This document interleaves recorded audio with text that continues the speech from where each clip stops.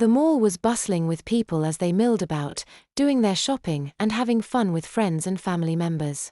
The sun shone brightly outside, making the day nearly perfect for anyone that was paying attention.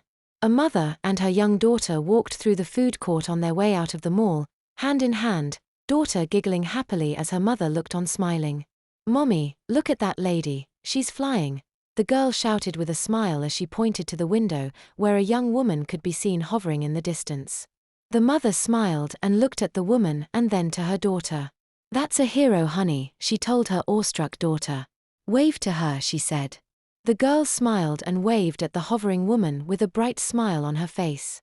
The hovering woman returned the smile and the wave, the only difference being that she was waving goodbye to the young girl, and her smile slowly turned from happy to menacing as she pointed her free hand toward the mall and charged it with energy. The mother's face turned from happy and carefree to concerned as she saw the woman's demeanor change.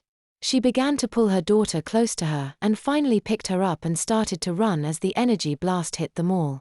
"This is one of the worst attacks I've ever seen," Antonio Nash said over the radio unit in his hazmat suit. Walking past the charred remains of a woman clutching her child to her to shelter her from the attack, Antonio felt sick. He managed to maintain his composure but felt like he needed to get away from this devastation sooner rather than later. The mayhem stretched the length of the mall, bodies all over the place. The monster that had attacked the mall showed no discrimination. Men, women, and children, no matter what race or age, they all died equally brutally. "What's the reading?" Antonio asked one of the hazmat team members. "I haven't seen radiation levels like this since the reactor in Terra Volta went critical a few years ago," the man said as he studied his equipment.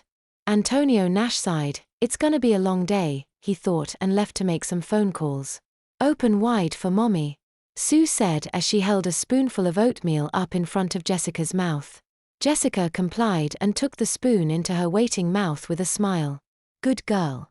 Sue praised her charge as she wiped some excess oatmeal from the girl's face and then set to cleaning up the kitchen. "Okay, go play while Mommy cleans up, honey," Sue said as she removed the tray from the high chair and helped Jessica down to the floor.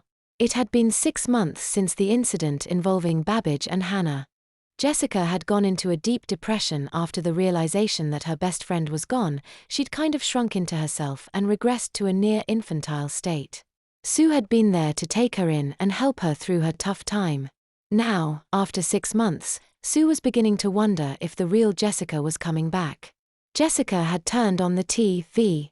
When she'd gotten to the living room, unfortunately cartoons weren't on the menu this morning. Instead, the news reports about the mall attack ruled the airwaves. Sue had stopped what she was doing in the kitchen and took to watching the news. The pair sat in shock as they saw the devastation on the screen. Jessica studied the screen, a single tear rolled down her cheek as she saw tiny body bags being loaded into the ambulances. "Mommy," she said to Sue without taking her eyes from the pictures before her. "Yeah, baby?" Sue asked, wiping her own tears away.